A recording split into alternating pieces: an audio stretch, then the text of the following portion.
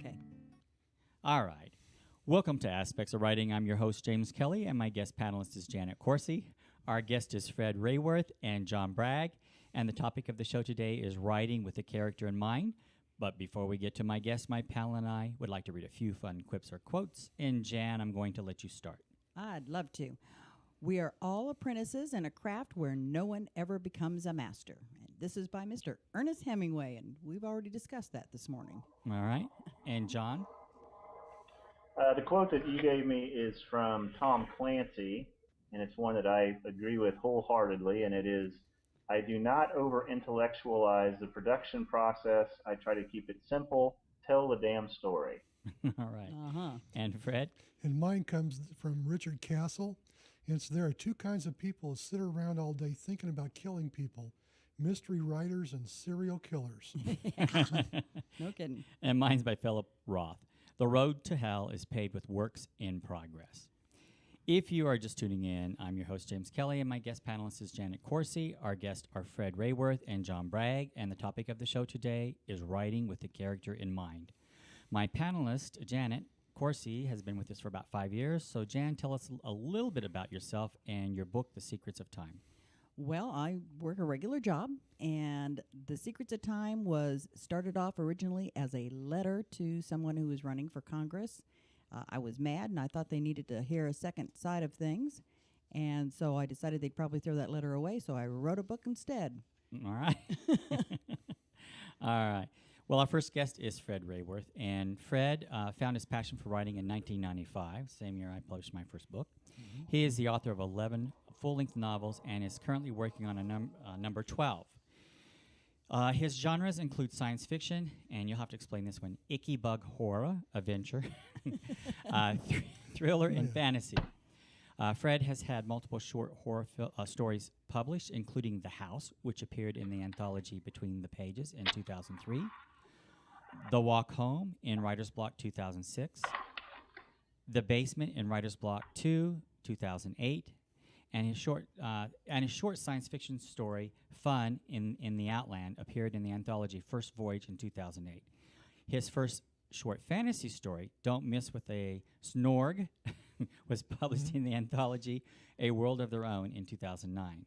His autobiographical short story Gaff, is that right? Gelf. Gelf, okay, appeared in the anthology Writer's Block 4 in 2012, and his short autobiography story Dynamite appeared in Writer's Block 5 in 2014. His latest supernatural short story, The Mind Pit, was selected for the Writer's Block 6 in 2016. Melina's Adventures, Treasures of the Umbrana was his first fantasy novel. He also writes a weekly autobiographical article for the Sunday edition of Let's Talk Nevada, which I think you explained to me that really isn't. It doesn't exist anymore. It doesn't exist anymore. Okay, no. We'll talk about it in a minute. And he is an amateur astronomer, yes. Yes. including co-founding the editing Observer's Challenger. Do you still do that? Yes, I do. Okay. Yep. For Las Vegas astronomy, I can't say it. Astronomical Society. There we go. Astronomical Society. Yep, that's right. Listen, I can't talk today. I'm just really. But when not writing, he can be found either making something out of wood in his garage or out under the dark sky, pursuing fainty, fuzzy objects with his telescope. So, Fred, what did I leave out? Okay, one of my first novels, actually my third novel I published third novel I wrote was Lusitania Gold, which I just published late last year. So I have two novels, full novels that are actually published now. And as far as Let's Talk Nevada, unfortunately the organizer of the site passed away. So that site is now defunct, like I said. And yeah, unfortunately, but I published a lot of autobiographical articles there. Okay. So, but otherwise, that's pretty much my bio, and I've been doing this since 1995. Now, did you start writing in 1995 or just publish in 1995? No, I started writing in 1995. I didn't publish until like 2 years ago. Oh, okay. Wow. All right. Well, I didn't publish a novel. I started publishing short stories back in, 2003? Okay. No, yeah, something in the like that. anthology Yeah, series. 2003, right. That was my first one. That was when I was in Highland, Nevada, or Highland, Indiana. Okay. Right. We're all having problems. Yeah. Nevada, yeah, I'm stuck on Well, Nevada you know, here. we have a couple of million words stuck in our head, and we're trying to get them all out. That's what Right, it is. Yeah. Yeah, exactly. So now you are published through a regular publisher. Right, traditional publishing, Mhm. yeah. Okay. I refuse to self-publish. I always figured if I didn't have the chops to get somebody to believe in me enough to fork out the bucks for editing and cover and everything else involved, that I didn't deserve to be published. So it took 21 years and 689 rejections. Wow. 689 rejections. 689, believe me, I counted every single one of them. Wow. Wow. From the ones that Nice. just simply ignored me to the really nasty ones to the really nice ones. Wow. That's persistence. Well, I'm glad you stuck with Exactly. it. yeah. Thank you very Yeah. much. Yep. So that's almost encouragement for anyone that if you write enough letters, someone will pay attention. Yes. Yeah, when you have people that just get upset because they get 10 rejections, I just, yeah, right. Yeah. That is persistence. All right. And you're working on another book right now? Yes, I am. I'm working on, well, I've already finished the second book for Melina's Adventures, a fantasy novel, and it's being edited right now by me and my editor with my publisher. Plus, I'm working on the third book in that series. Then as far as Lusitania Gold, I've written 6 books in that series already, and I will be working shortly on the second book in that series, which is Spanish Gold. I originally wrote it when W was still in office, Mm-hmm. so it needs a lot of tweaking, let's put it that way. Yeah, I Major understand. tweaking. Yeah. And so where can we learn more about your books? Well, I write in multiple genres. My first novel was actually science fiction. It'll never see print. It was called The Cave. Why? Well, at that time, I was a failed musician. And me and my wife decided we was never going to make it playing in all these biker bars and getting ripped off by managers and stuff. And I needed an artistic outlet. And so You need to I talk a had- little bit more in the mic. I had an affinity to be able to write, so I decided to try writing a novel. And I got an inspiration to write this science fiction novel. It was about finding alien artifacts in a cave in New Mexico. And I just zipped it right out. In a few months, I completed it. And I figured, wow, I can actually do this. Uh-huh. So then I decided to write an Icky Bug novel. Now, Icky Bug, well, the actual term Icky Bug stemmed from my daughter when we was living in Turkey, when we first moved to Turkey. And it has to do with my other daughter who ate some worms. Ooh. Out in Oh, and my other daughter screamed in bloody murder. yeah. And me and my wife were inside watching a monster movie. Oh. Uh-huh. Yeah. I put 2 and 2 together, and it goes with the old B movies from the 60s and 50s, with the rubber monster, the upside down inverted ice cream cone with the, arms on it, or the gorilla helmet and the gorilla suit with a diving helmet and blowing bubbles, Yeah. Right. the robot monster and that stuff. And to me, Icky Bug and horror go together, and that's the type of horror I like. I don't like the literary type horror where it's all a character study and the hero dies in the end. That type of stuff just doesn't get me. Or slasher, I don't consider that horror, even though it is Right. technically. But I like the good B-movie horror where That's what it sounds like, a B Yeah. movie. Yeah. And so my second novel was called The Greenhouse, and basically about a demon-possessed ivy plant that eats Altus, Oklahoma, because that's where I was living at the time. So I succeeded at that.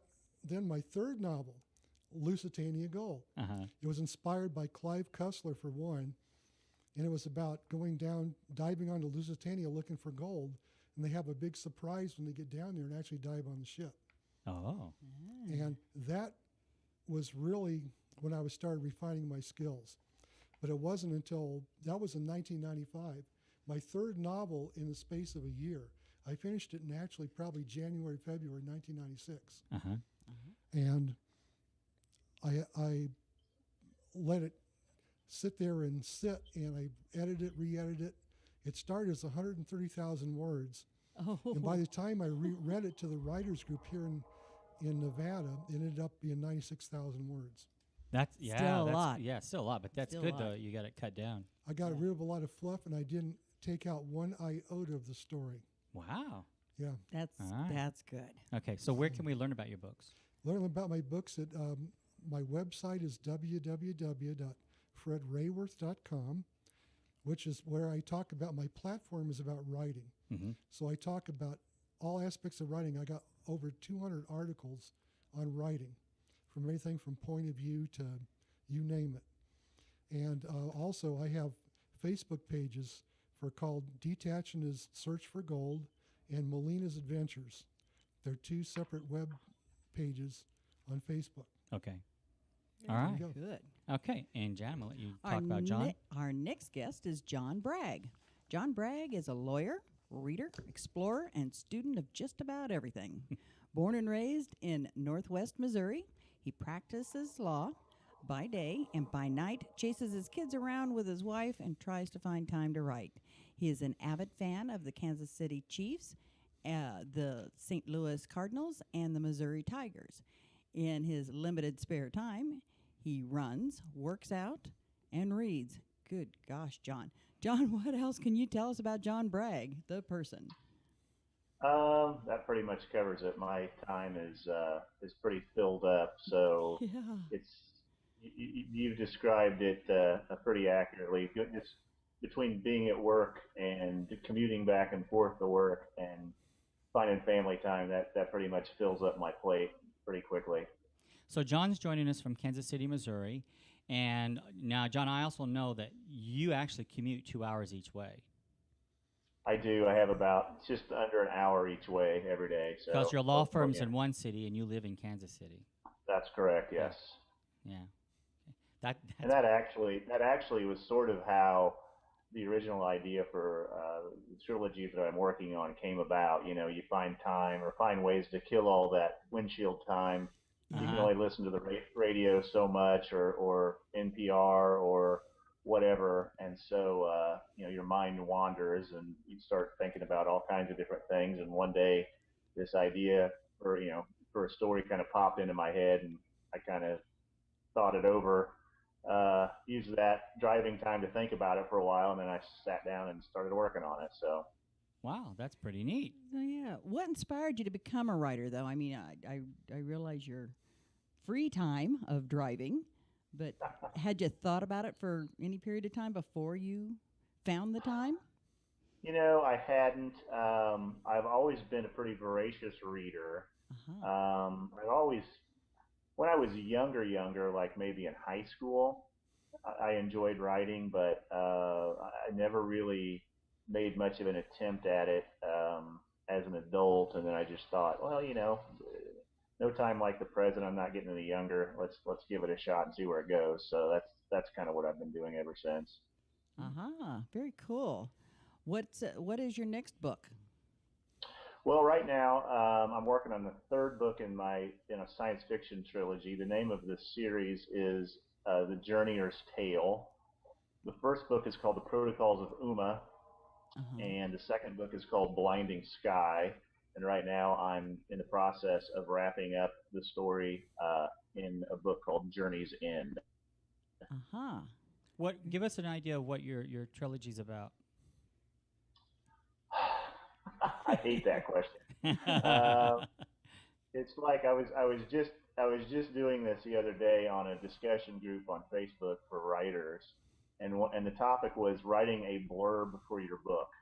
And of course, the emphasis is include as big of a picture of the story as you can, and still include everything that you consider to be important. Which, if you've ever tried to do that, you'll quickly discover is impossible. And I've had similar issues when somebody asks me, "What is your book about?" Because I could answer that question in about 5 hours if you wanted me to, but Yeah. doing it in 10 seconds is hard. But I'll give you the best shot I can give it here. Basically, it has to do with a society of people who are uh, in decline. They have an enemy society of a different race that has suddenly made improvements, drastic improvements in their technology. They've kind of gone from being a very barbaric people to getting some of what are considered to be fundamental type of technologies like fire and the wheel, but they're doing it so fast that this first society is wondering how in the world are they doing that, and number two is how long can this expansion of their technology go on before they're a real threat to us. And so it's the story of, and this society's peaceful, they're non-combative, so it's about them, trying to find another place to live and some of the limitations that they have from their societal rules and that kind of thing. And in a grand sort of scheme, that's what the story's about. Okay. Now, your books are self-published, is that correct? They are both self-published, yes. How did you go about learning to do that? How did I go about learning? Where did you learn? How did you go about self-publishing? Where did you read about it or hear about it? Well, I toyed with the idea of going with a traditional publisher, and I sent out a few letters. And at that point, originally my first two books were one book, and except they were way too long to be one book. I mean, always I'm reading about how long should your book be? And it's like, well, if you're a first-time author and your book is 150,000 words, that's way too long. If you're Stephen King, it's probably okay, but I'm not Stephen King. So what I ended up doing was I took the book and split it into the first two books. Okay. And so then I had two books kind of sitting there ready to go, and I realized that the prospects of finding a publisher, unless you're as dogged as this guy was to find one, aren't very good. And I didn't frankly care whether I had one or not.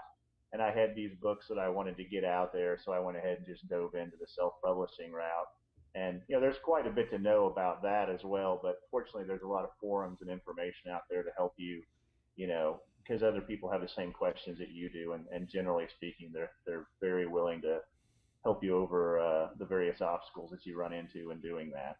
Well, self-publishing is different today anyway than what it was. I started publishing in 1995, and one of the things that is even with Amazon, how things are shifting is toward the self-publisher, because 52 of their top 100 publishers last year, best-selling publishers, were self-published. So there were more self-published bestsellers than there were traditional bestsellers. Yeah. And so you're seeing the trend shift more and more. And the reason is because when you're going out there and you're sending out query letters, you go into sometimes what's called a slush pile because they get so many queries a day. And, you may get picked up by a traditional publisher if you're lucky, but more than likely, they're not even going to read your mail. You'll have someone who's just generically there sending back letters. So, it's really difficult to get noticed. That's one thing, unless you have an agent or a manager.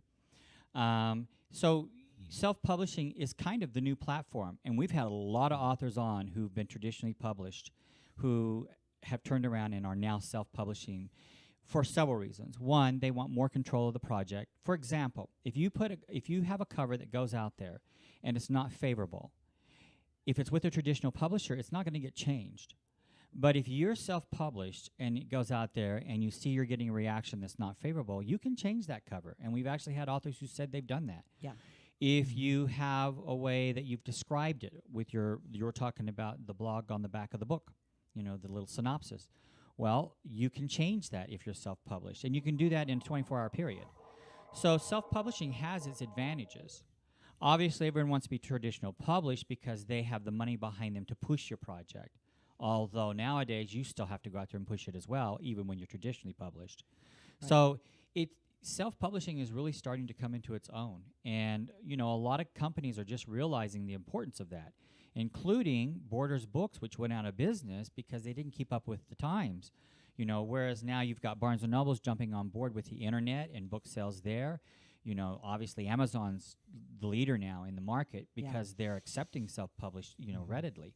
And then you've got Ingram Sparks, which was a distributor that used to just distribute for the traditional publishers, has completely switched it around now to where they're actually a distributor for self-published authors as well. And just a few years ago, it was very difficult to get your book with Ingram Spark. So, you're seeing a big shift, and I think you're going to find more and more people are finding that self-publishing can be the way to go. Yeah, and even with Barnes & Nobles, they're taking self-published authors. Correct. and It's- doing book signings with them. It's Yeah. extremely difficult, though. Extremely difficult Yeah. for It- for Barnes and Noble to get in the door. It is hard to Yeah. get in the door with Barnes and Nobles. Usually, if you're self-published, what they'll do, as long as they have certain qualifications you have to meet when it comes to the book setup. You have to make sure that it looks like a real, a traditionally published book on the inside with your information, your table of contents, the forward, and all that. And then you also have to make sure the back of the book looks like a traditionally published book. But and there are the tools out there to make this look just like a traditionally published book. As long as you meet those parameters, it's easier. And Barnes & Noble actually has an outlet that you can write to them, and they ask you, what your platform is. There's a few questions they ask you, and if you can meet all that criteria, they can actually recommend you to their stores. The difference is this.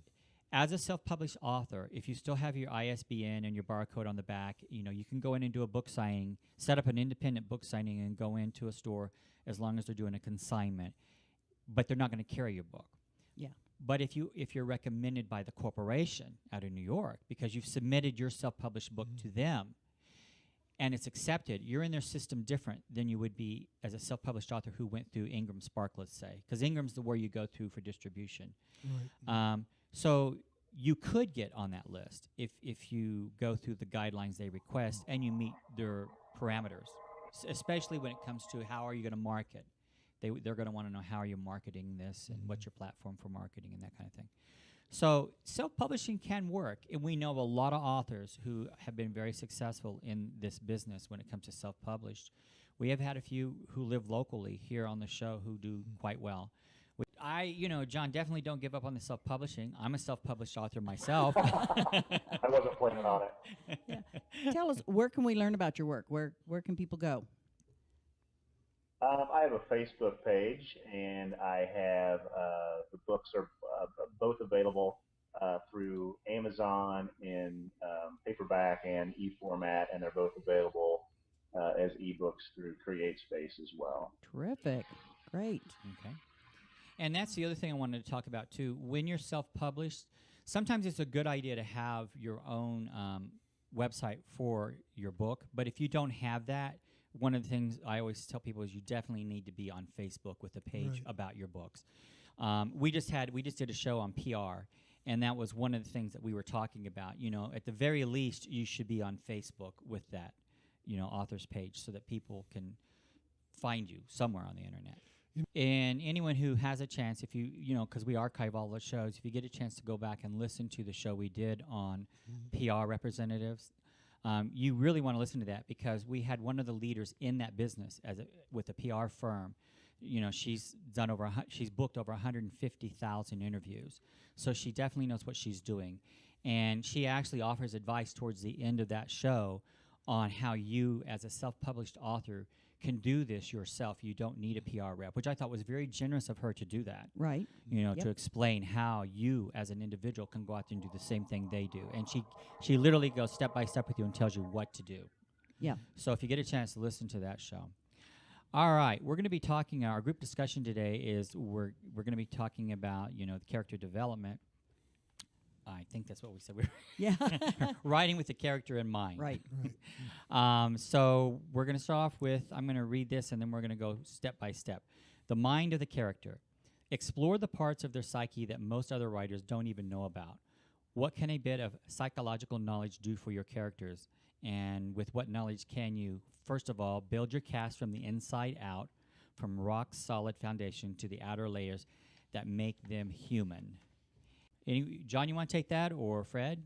For me, as far as my characters, I give it out a little bit at a time. I don't do a literary take on my characters. I think back to Jack Elam, the old cowboy actor Jack Elam. Okay. He had the philosophy that he didn't like a lot of the new movies because they go into the head of the bad guys. For instance, he said that he didn't give a damn about the robber's motivations, what his mother treated him like. Maybe the bad guy just wanted the gold. Mhm. Oh, Right, yeah. yeah. So he's a bad guy. He wanted the gold, he robbed the bank. And I go into the character's psychology and thought processes to a point, but I don't overdo it to the point where I got page upon page upon page of the character's inner thoughts. Like Stephen King, you know, Yeah. where half of his book is exposition about the character's inner thoughts and feelings. I try to get to the point. So I'll have inner thoughts and feelings of the characters and their psychological makeup little bits at a time. What about for you, John? Well, I think my writing style, you hear about the difference between what are described as plotters and pantsers, and that's Plotters and pantsers Pantsers. And plotters are writers that sit down and come up with an outline in great detail about what's going to happen and when it's going to happen and what this paragraph is going to do, et cetera, et cetera. And then at the far end of the spectrum, you have pantsers who might come up with an idea for a story and they just sit down and go. Yeah. And I tend to lean way towards the pantser side. All right. So a lot of my character development happens on the fly. My characters will get into a situation and I'll think to myself, okay, now what would she do here? What would she think about this? And it's kind of interesting because it's almost as if sometimes the characters are kind of making the decision about which way the story is going to go. Yep. Now, obviously, when you're editing, it requires a lot more editing to write that way because I'll go back and read stuff, and it's like, well, he couldn't have been over here on Wednesday because he was over here on Tuesday, and there's no way he could have gotten there, in that short period of time or Yep. whatever. But that way, when I'm looking at it through the character's eyes, and they're almost in a way they're not driving the plot, but they're affecting the plot. Right. It's kind of hey Eve, what do you think about this? What are you going to do here? What and we have a little conversation, and she says, well, I think I'd do this, so I have her do that, and then everybody else has to kind of deal with it. So You're not always going to have to describe it in the book, but you have to have a good idea who that character is. So you have to have built an idea in your mind of who that character is, and so that when you present them in the book, they are presentable as human, Right. and not some Right. caricature. Because even if you have a mass murderer, there has to be something about them that makes them unique, because everyone would know they're a mass murderer if they didn't have a personality that doesn't even, you wouldn't even, the other characters would interact with and wouldn't have no idea who he is. Right. They can't So be you make empty them human. shells. Yeah, Yeah. they can't be empty shells. They have to be something to draw a reader to even care about the character a little bit. Right. But it Right. doesn't have to be a Right. diatribe for 3 chapters Right. about inner feelings and thoughts. Yeah, actually, Right. a lot of description doesn't have to be done if you're handling the characters properly, Right. because it presents itself. Throughout the book, they Right. present their personalities. Well, my main character talks to herself a lot, so you pretty much Well, have an idea That of, one you of know. what she's thinking until you get to the end of the book and you realize now she's completely conflicted by everything she's ever thought. Yeah. wait a minute, that book's about me, although it sounds like she's a woman instead. So Yeah, yeah. Yeah. no, but one thing too that I think people forget about is, that there's these big characters, the ones that are sort of beyond the norm, that might have, they might be insane, or they might be, have some extreme aspect to their personality, and they're ones that are kind of driving the plot. But what I think sometimes writers forget to do is to keep in mind that the smaller characters, the bit players, they have their own personalities as well, Sure. and they may That's not right. be they might not be insane, but they still have the human psychology is about how we perceive things and what it is that motivates us to do what we want to do. And I think that ultimately that's what ties readers to certain characters is they have a certain I'll use the word connection, maybe that's overused, but they're like, oh, I could see, I've been there, I've been in that situation, and I thought the same thing, and so they're sympathetic to that person, and they know where they're coming from, and if you can do that, and it's hard to do, but that gives the reader a lot more information about about that character beyond what you've just written about them, because they have a common experience with the reader that the reader can then draw on. Absolutely. Yeah.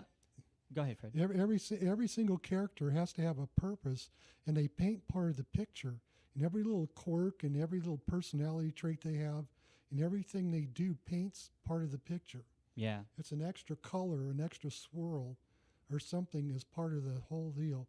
And your whole thing about the pantser, I'm a pantser myself, and I know A and I know B. Everything else in is a total surprise. It's an adventure. And I write it with the B is always in mind as I'm writing from A. And everything's towards that goal. But I write so linear that I really don't have to do that much editing. It's mostly grammar and syntax as I'm going, is when I go back. Yeah. So I don't ever have to change the plot. Yeah. Well, the joke that I always have with people is that I want to hurry up and finish writing this book so I can see how it ends. Yes. Yeah. That's right. Yeah. Yeah. And then we hate it when it comes to an end. Right. Yeah. It's such a fun adventure. And even I love editing too. I love the editing part. I can't say that. That's I love it. It's No. just as much fun as the rest of it because I rediscover things. I go, hey, yeah, I remember that now. Yeah. And then I can go back and I can look at the characters themselves and say, like, well, maybe I'll add a little bit of this or that to it, part of their personality, or add some little tweak. My character Detach in Lusitania Gold, for instance, he's got limnophobia. Okay. Now, how many of you know what limnophobia is? Afraid of limbs? No, good question. No, he's a diver, but he's afraid of freshwater lakes. Oh my God. Yeah. That's I didn't know there was such a thing. Yeah, exactly. He dives in the ocean just fine, but when it comes to freshwater lakes, one lake in particular he's scared to death of. They gave him his fear because he almost drowned in the lake when he was a kid. Yet he's a diver. Yeah, well, I can Now, kind of relate to that. Exactly. Is that a real condition, or It did is you exactly. invent that? Limnophobia is a real condition. It's a Really? fear of freshwater lakes. Huh, And because I invented one. It's called deep space megalomania. But I'm sure that, I know for a fact that I made that one up. So Yeah, no, this is a real condition. And I checked at first. Detach was going to be a former Navy SEAL. And I checked with some Navy SEALs and found out that they actually train in salt water normally, unless they go to Great Lakes Naval Air Station and train there. And there they would train in obviously fresh water. So I decided to make him just a regular Navy diver, and he got his training in Galveston or somewhere else besides Great Lakes. So I fudged that a little bit so I could make him still a former Navy diver in the Gulf War. Well, back where John is from, in Kansas City, I grew up not far from where he is. And growing up in Missouri, my grandparents had a place in Lake of the Ozarks, or Lake Pomme de Terre. And those lakes are often filled with, I call it seaweed, but, they're filled with all this gunk that you can get tangled up in, Exactly. even when you're skiing. So trust me, I understand exactly what you're talking about, how you could have that fear. I've been to the ocean and I've swam in lakes, so I know there's a huge difference. So Yeah, in fact, I got the idea for that because of they have a bottomless lake in Palmdale, California. In fact, my third book is called Palmdale Gold, and it's based on this lake that's a bottomless lake. It's not really bottomless. It's in the San Andreas Fault rift zone. And the lake is very deep for its size. And that's where I got the idea because several people have drowned in it, and it's just kind of a creepy place. sounds And like. So that inspired me to look up fear of the freshwater lakes. And so that's a personality trait. That's a coloring thing to add to a character. And I've got other quirks that I give other characters for personality things to add depth to the characters. Well, the next one is develop meaningful and organic character arcs that resonate with your readers. And that can be done in several different ways. My first novel, sometimes you want to, there's something that happens within the third chapter of that book to where two people, one disappears and one gets killed. And you want to have the characters that are left, you want something that's going to endear them to the reader. and also make them strong as to why are they pursuing this further. Because in that story, this kid is training for the Secret Service, and now he sets off on his own to find out what happened to his future father-in-law who disappeared, and his fiance gets killed. So I just thought, well, how can I make him such an endurable character that everyone will love him and want to follow what he's doing and understand why he's doing it? And so I had him as he was brought up in foster care. He had no parents growing up. And so when this colonel who discovered him in South America when he was there on a covert operation, there was something about this kid, and he took this kid under his wing. And then he eventually introduces him to his daughter, and then they get engaged. So, you try to figure out how can you make these characters endearing and that you care about them and want to see them succeed throughout the book. John, you want to add to that? Well, again, it's about connecting characters to readers, and in science fiction, it's a little bit different because your characters might not be human, and so it's a little bit harder sometimes to connect them to human readers. Most of my characters are at least close enough to where readers can sympathize with them and know where they're coming from. But it comes back to what it is that the character wants to have. We dress it up and we make it complicated with plot twists, et cetera, but it kind of comes down to the pursuit of things that make you happy and the avoidance of things that don't, and how you balance those pursuits or attempts to escape with what everybody else is around you who is doing the same thing. And that's kind of, in a sense, human life or whatever species that you want to use. That's the way they go through their existence. And so if the reader can appreciate those struggles and have maybe dealt with at least something that's similar in their own lives, well, then that's going to make that connection that you want to have the reader, care about the character with. Yeah. Okay. Well, and the number 3 is create dynamic, engaging, and deep relationships between your characters. And science fiction, I write science fiction as well. Hopefully I've got one coming here soon. I always talk about it, but it's not yet. But the thing is that in science fiction, there's different aspects of science fiction. From what you're telling us, John, in your book, you've created scenarios about outer space and aliens, like a Star Trek type scenario. Whereas in mine's more of a conscious thing or a subconscious thing. Actually, my story's told through the mind of someone who's under hypnosis and his experience with an abduction.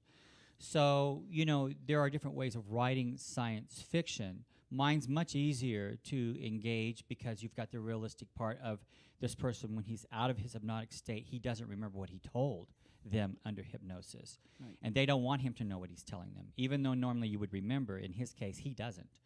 And there's a reason for that. But anyway, so it's a little easier for me to write it because it's more of a realistic type setting as opposed to something futuristic.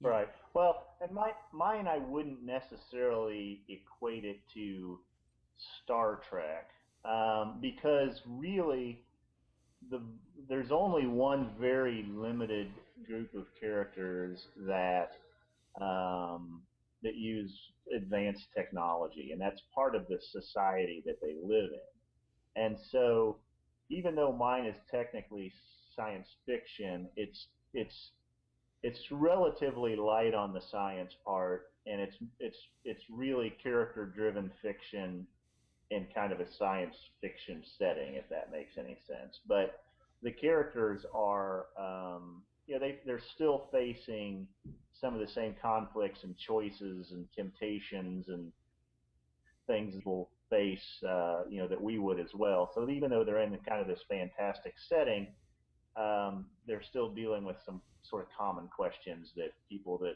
live the way we do would face. So. Mm-hmm. All right. How do you feel about the dynamics of? Well, there's definitely dynamics, especially in Melina's adventures, between her and several of the characters that carry on into the next book. Okay. And everything. And without giving spoilers, I can't really really say what they are, but there's some deep connections between her and adventurers that go with her on in search for the pearl in the first book and carry on into the second book. Mm-hmm. And they're quite startling. Well, number 4 is craft realistic dialogue that's full of subtleties of everyday speech. And that can be difficult sometimes because a lot of times I know, even with editors, they want to send you back notes saying this isn't exactly the way you would say this. And if you're developing a character, that character may speak that way. One of my characters in the science fiction novel that I've written is kind of based on someone that I truly know who has 2 masters and a PhD. And in my story, this one character who has the PhD, you would never know he has a PhD because he's a goofball. He talks like a normal person without trying to, interject huge words that you're not going to comprehend. So, and that is basically really the experience I had with someone who had a PhD and 2 masters, is that they tried to make themselves as normal as possible instead of being Mr. Know-It-All. And so even though I've written the character and I've written his subsidies in as far as what his accomplishments have been, I still try to make him come across as being just a normal person. Mm-hmm. So, you do have to be careful about dialogue in the sense that your editor's not always going to be right. They're not, you don't always have to be correct. And some of our characters are developed where they have a slang, so they're not going to speak correct grammar anyway.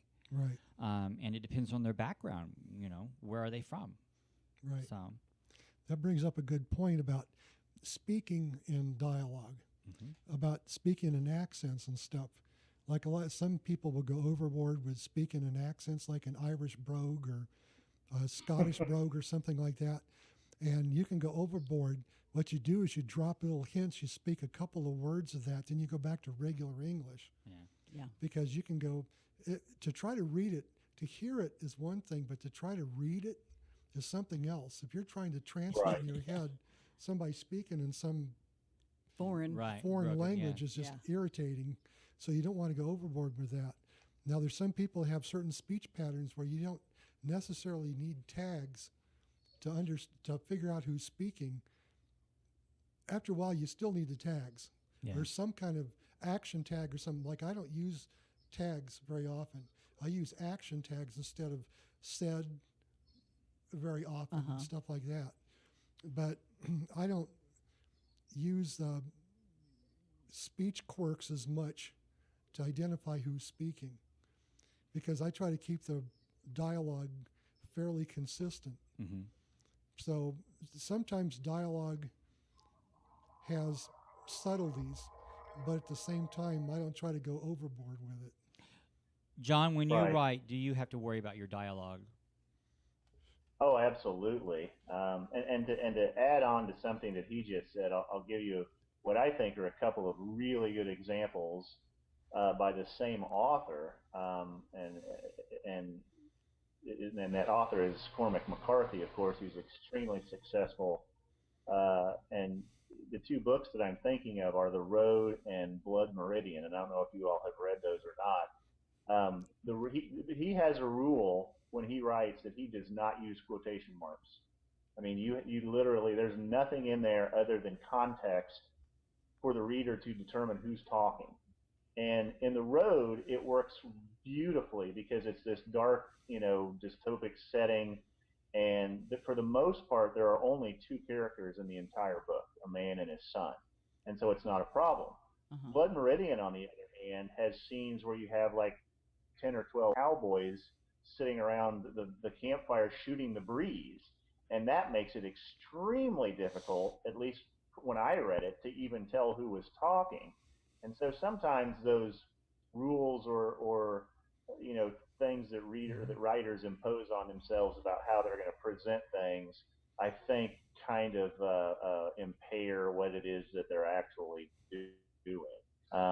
But if you look at those 2 books, in one book it works great, and the other book I don't think that it works at all. Another point that I would add, though, is that in addition to the verbal dialogue and communication, there's nonverbal communication as well that you can communicate, that people use all the time. And I have a scene in one of my books where there's sort of an older, evilish type of guy who really needs to get a certain bit of information, and he can't get it from the older, seasoned good guys because they're too wise to get tricked like that. And so he arranges to have an encounter with one of the young trainees who happens to have all the information that he needs, but doesn't have the worldly wisdom to realize that this guy's just milking him for information. And he kind of does the oh well, and the oh well, I guess you really can't answer my question. I'll just kind of slowly turn to leave now. And the kid, of course, at this point is just dying to show this guy Right. that he knows what he has the Right. answers to his question. And he Yeah. wants to tell him, and he starts to leave, and he's like, no, no, no, don't leave. And he just opens up like a fountain and just tells him everything that he wants to know. And so there's a sense there where he's played him, but he did it with partially just by the way he acted and moved and sort of set him up for that. But and Right. that happens all the time in everyday interactions, and that's a big part of communication just in life is the nonverbal stuff. And a lot of times I think that gets left out of Yeah. Right. Every mother knows that trick. Mm-hmm. writing. Yeah. When it comes to psychological disorders, you want to write accurately and with sensitivity for the characters or about the characters. How do you feel about that? So you do have to develop some kind of psyche about each character, whether it's good or bad. You've got to define who they are. So because everyone thinks differently about things. I use example to give you an example. I have a character that I developed who's she's very smart, very much in control, and not easily fooled. But there reaches a point because of a few things that happen throughout the story where she starts to break down. And she actually breaks down, and at one point, and she's frightened of what's happening, and she starts to cry. And I had one editor at one point told me, you might want to rethink that because she's a strong woman. Why would she do that? Well, we all are vulnerable to different things. Yep. So, we're all capable of that. So, and I didn't change it because that is exactly what happened with her, and I wanted the reader to understand that she couldn't handle this anymore. Now, she regains her composure, and she becomes a strong person again, but there was at one point where it was too much, and she just couldn't handle it no more. So, I think that when you're developing the psychological part of your characters, you've got to examine every aspect of it. Are they capable of doing this, and what would prod them to act that way? How do you feel about that, John? Well, as I mentioned before, I have a disorder that I invented Yeah. um, called deep space megalomania, and it plays a very important part in a key point in book one with the character. And what deep space megalomania is basically is I have this group of people in my story called the Journeyers, and the Journeyers are the ones that are the spacebound travelers whose job it is to find a new home for this society that's threatened by this other society. And what happens, and it's not a real common occurrence, but what happens is that you have a relatively small group of people on this spaceship.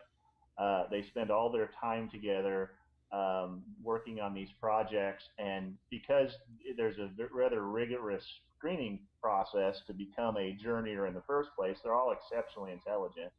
And every once in a while, one of them will uh, decide that, gosh, I'm just a lot smarter than everybody else, Yeah. and my way should be how things work, and I'm going to do what I think. If there's a certain way to do things, that's how it needs to be done. And the problem is that there's a command structure on these ships, and if somebody who is not in charge develops this deep space megalomania, it can create problems for decision making and the structure, the hierarchy of decision making, et cetera, et cetera. And it does in a big way um, in the first part of my book. Now, the advantage of deep space megalomania is that I made it up, so I can give it the characteristics that I wanted to Right. give it. Right. But I still had to be consistent, and it's fairly well, I think, explained in the book as to what it is that this person has and how it makes them act, and then they act consistently with it much to the disadvantage of the people on his ship. So Right. So you've actually developed that as a way to explain the psychological disorder with these people. right, exactly. Well, we're running close to out of time. I'm just going to hit on this briefly, and that's the mind of the writer. Basically, writers spend so much time exploring their characters' minds that they often forget about their own.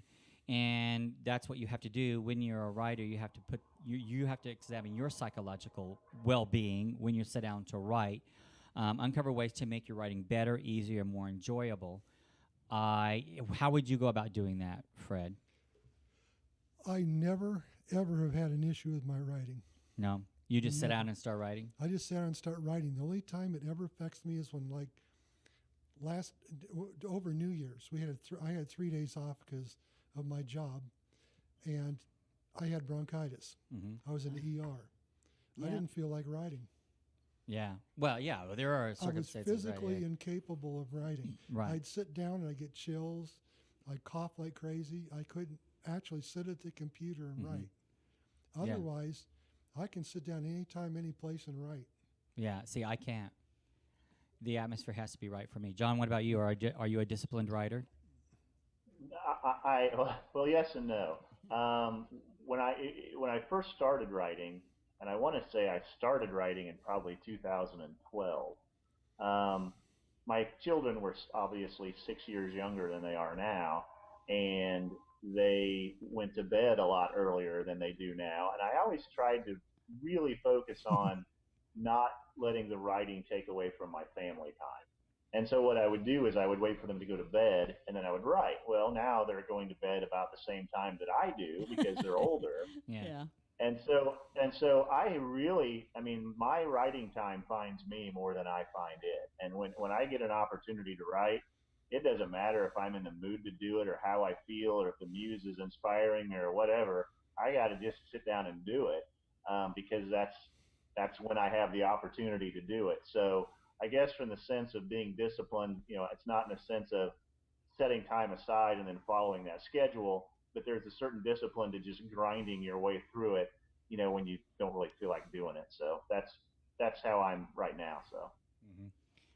And Jen? Well, the psychology end of it is when I first started writing and I would write something that was really sad and I would cry while I was writing, I thought, okay, well, I can't do that because this would make, I've got to be strong. I mean, it's not really happening. I'm inventing this. Well, you know what? I found out that laughing and crying through writing my book made it stronger. Yeah. So my psychology is go with the flow. Yeah. Yeah, and I actually make my characters believable in my own mind. I almost believe in the characters themselves so that they're like a real. Oftentimes when I would tell a story about my books in the past, people thought they'd say, "Was that a soap opera, or do you know these people?" And it's like, no, that's my story. Yeah, yeah. So yeah, I don't have to worry about that because mine live in space. Yeah. So. Yeah, when you're talking about the planets around it. They could be more real than you know. All right. Well, unfortunately, we're down to the last minute of the show. So I'd like to thank my guests, Fred. Thank you. Yeah, and John Thank Bragg. you. Yeah. And John, where can we learn more about your books again? The name of the series and the two books are complete. The name of the series is The Journeyer's Tale. The first book is called The Protocols of Uma. That's Uma. The second book is called Blinding Sky. They're both available on Amazon as paperback and as ebooks, and they're also both available as ebooks through CreateSpace. And Protocols of Uma is actually free on CreateSpace. If you want to get into the series for free, you can download it there. And then Journey's End is going to be the finisher of the trilogy. It will be available at some point this year, and I'm working on that right now. Okay. And Fred Rayworth, where can we learn more about your books? At www.fredrayworth.com or on Facebook at Molina's Adventures or Detach and a Search for Gold. Okay. And Jan, we can find yours on janetcorsi.com and on Amazon and, of course, on aspectsofwriting.com. All right. You can find the video of this show on youtube.com. Just go to youtube.com/aspects of writing. After it airs, it'll be posted there. Also, you can find all the links to this show on the aspectsofwriting.com website. Yep. And we're syndicated on iHeartRadio, iTunes, Roku TV, AMFM247.com. We're live on AMFM247.com on Saturdays at 1 o'clock Pacific Standard Time. We are on some terrestrial stations as well. It will go out over the airwaves, and at the same time, it goes out over the internet. And then after that, AMFM247.com logs this show on their website as well as an archived show. So there's plenty of places to go to get the archive. Just go to Aspects of Writing if you really want to get that one. And then we're also on Blog Talk Radio. This show will repeat on Sundays on Blog Talk Radio. So there you shouldn't have any problem finding anywhere to find the show. Yeah. So until next week, this is your host, James Kelly, reminding you, if you can dream it, you can write it. And thank you, John. Thank you, Fred and Janet, for being on the show. Thank you. Thank you. You're welcome. My pleasure.